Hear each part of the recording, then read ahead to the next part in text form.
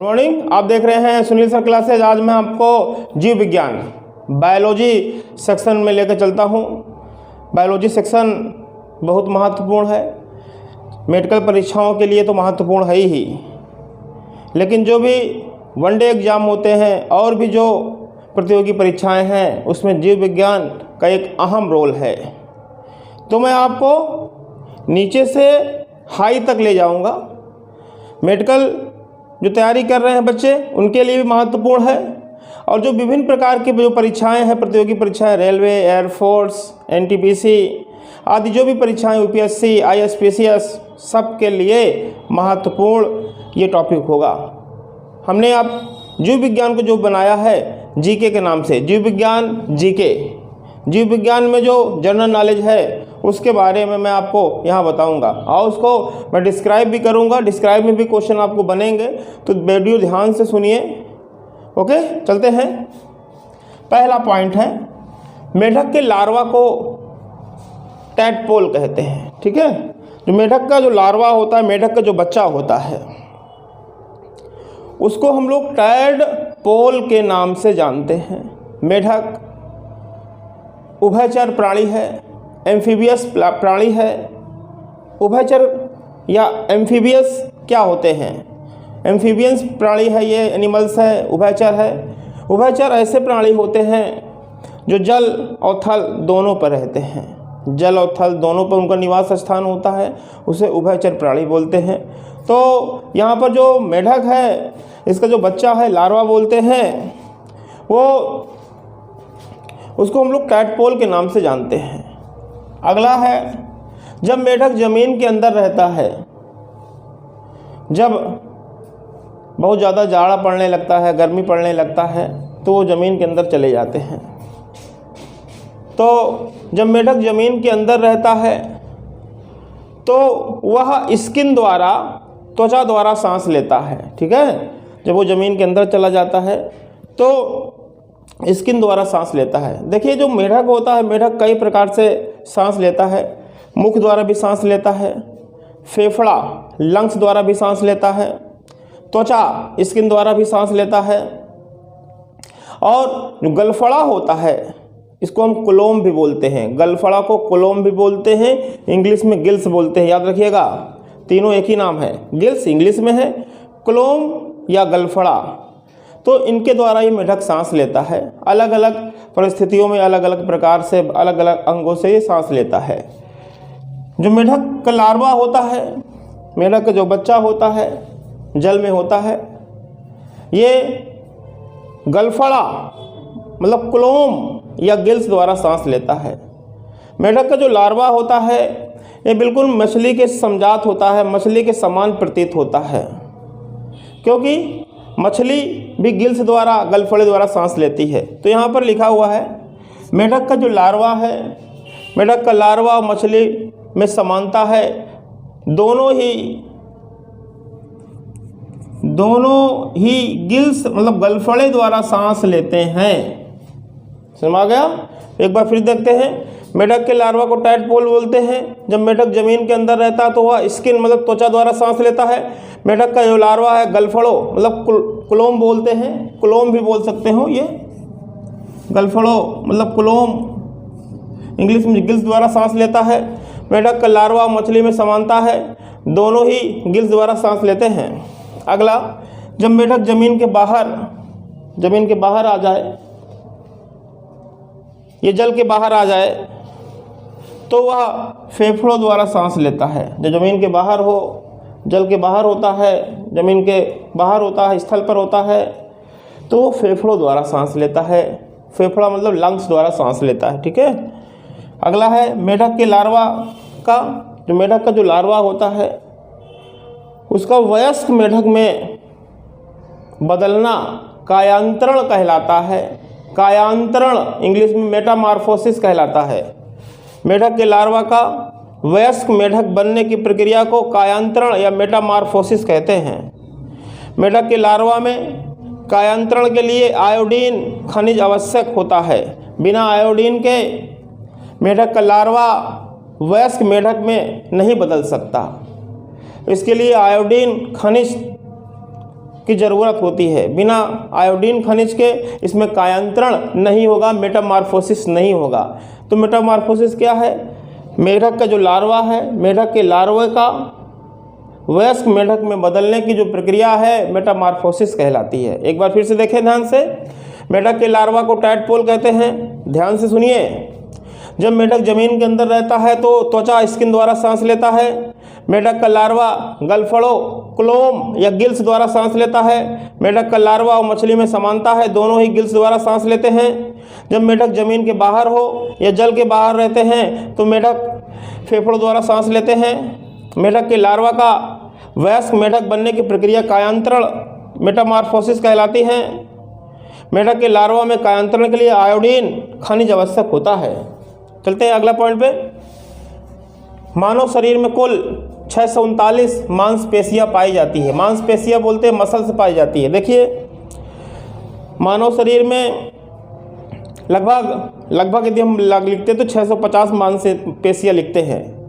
तो 650 मांसपेशियां या जो एग्जैक्ट आपकी है 639 मांसपेशियां, कुछ लोग 650 लिखते हैं।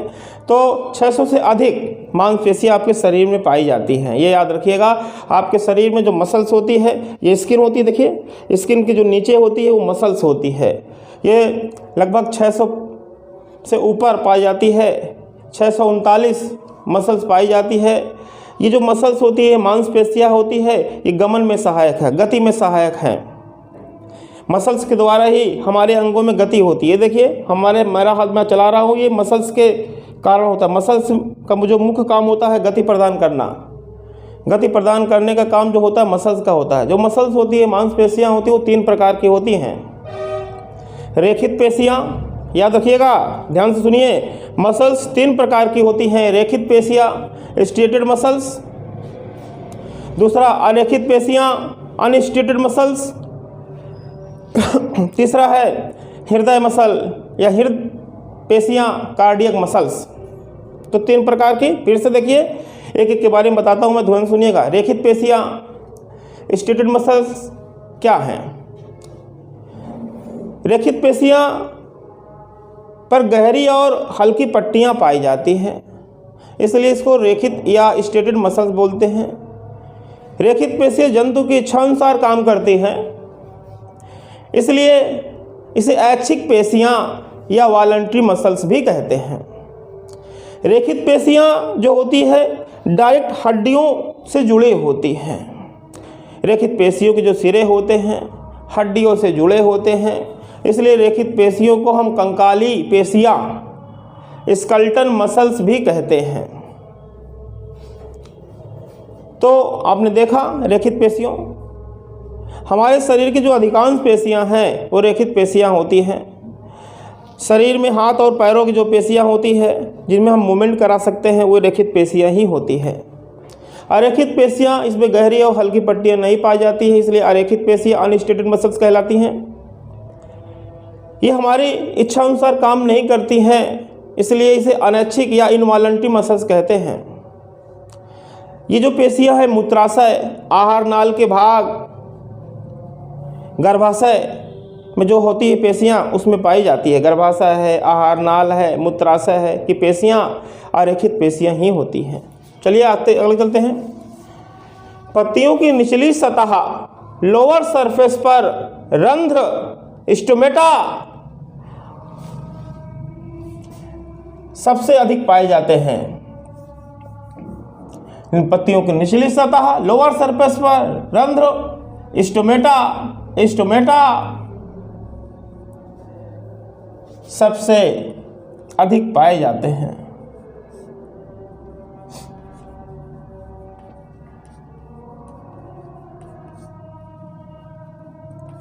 चलिए इसके बारे में डिस्क्राइब करते हैं।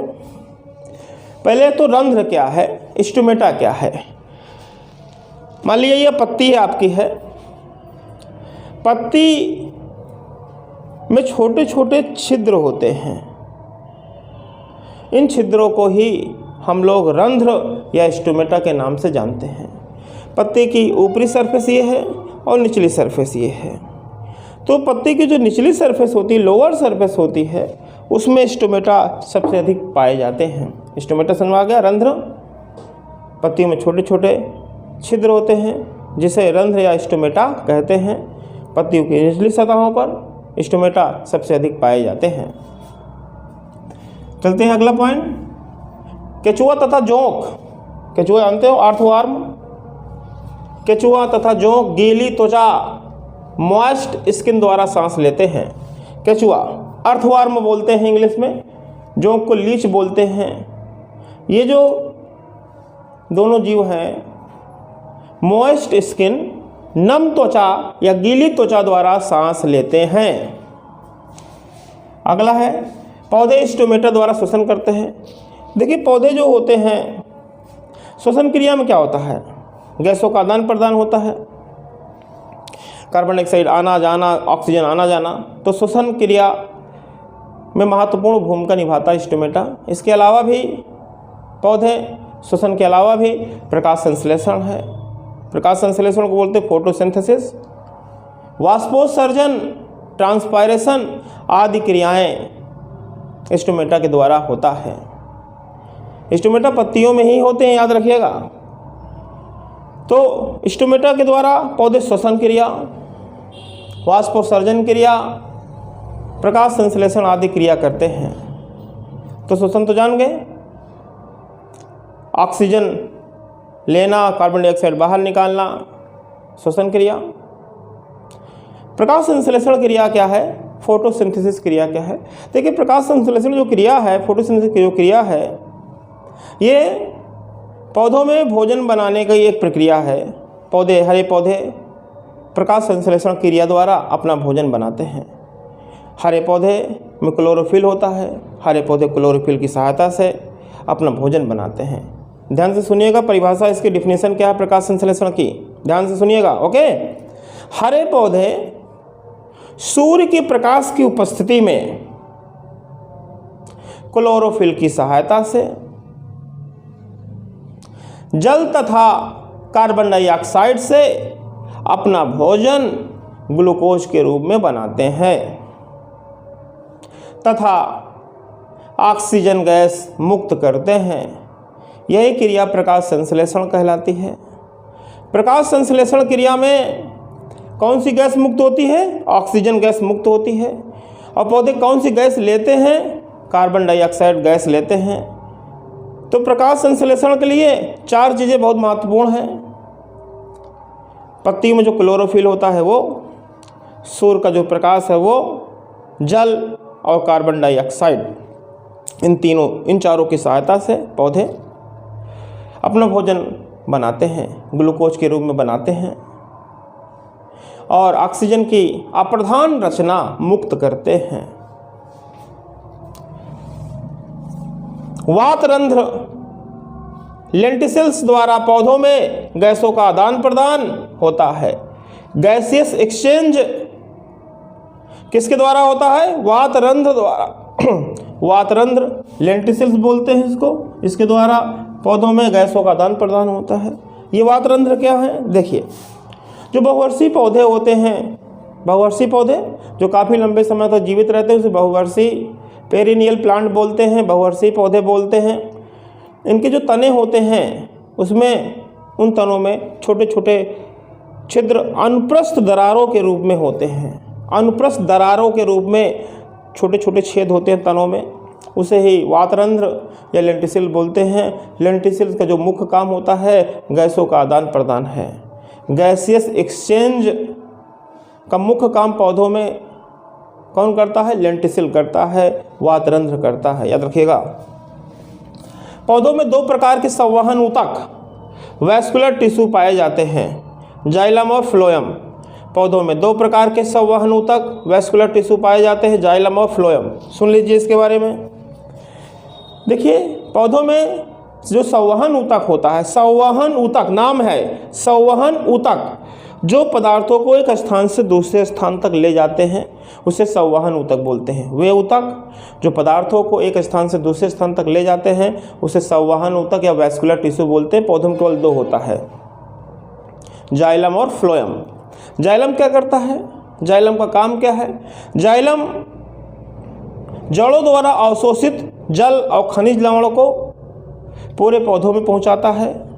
और फ्लोएम पत्तियों में जो बना भोजन होता है उसको समस्त पौधों में सप्लाई करता है। तो दोनों का काम अलग अलग है। जाइलम जड़ों द्वारा अवशोषित जल तथा खनिज लवणों को पौधों के विभिन्न भागों में पहुंचाता है, जबकि फ्लोएम पत्तियों में बने भोजन को पूरे पौधे के विभिन्न भागों में पहुंचाता है। जो हरी पत्तियां होती हैं वो पौधों की रसोई घर या किचन कहलाती हैं, याद रखिएगा। मनुष्य में उत्सर्जन क्रिया मुख्यतः किडनी मतलब वृक्क द्वारा होता है। वृक्क को इंग्लिश में बोलते हैं किडनी। मनुष्य में उत्सर्जन क्रिया मुख्यतः किडनी द्वारा होता है और मानव में मूत्र का निर्माण किडनी में होता है। तो आप समझ लीजिए उत्सर्जन क्रिया क्या है। देखिए, जीवों में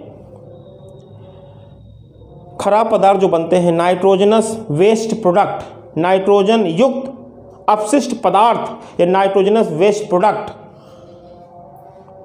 ये एक शरीर में बनते हैं। ये उत्सर्जीय पदार्थ होते हैं, खराब पदार्थ होते हैं, इनको शरीर से बाहर निकालना जरूरी होता है। इन्हीं पदार्थों को शरीर से बाहर निकालना उत्सर्जन क्रिया कहलाता है। जो मानव में उत्सर्जन क्रिया होती है मुख्यतः किडनी द्वारा होती है, वृक्क द्वारा होती है। मानव में उत्सर्जन क्रिया के और भी अंग हैं, और भी खराब पदार्थों को और भी अंगों से निकालते हैं। जैसे स्किन से पसीना निकालते हैं, फेफड़े से कार्बन डाइऑक्साइड निकालते हैं, आंतों से भी खराब पदार्थ निकालते हैं, लीवर से भी खराब पदार्थ निकालते हैं। तो लीवर है, आंत है, फेफड़ा है, स्किन है, ये भी उत्सर्जी अंग है, लेकिन सहायक उत्सर्जी अंग है, मुख्य उत्सर्जी अंग नहीं है। मानव में मुख्य उत्सर्जी अंग किडनी को माना जाता है और किडनी में ही मूत्र का निर्माण, मूत्र मतलब यूरिन का निर्माण होता है। तो मूत्र का निर्माण कहाँ होता है? किडनी में होता है। किडनी में ही ब्लड की छनाई होती है, ब्लड का फिल्ट्रेशन होता है।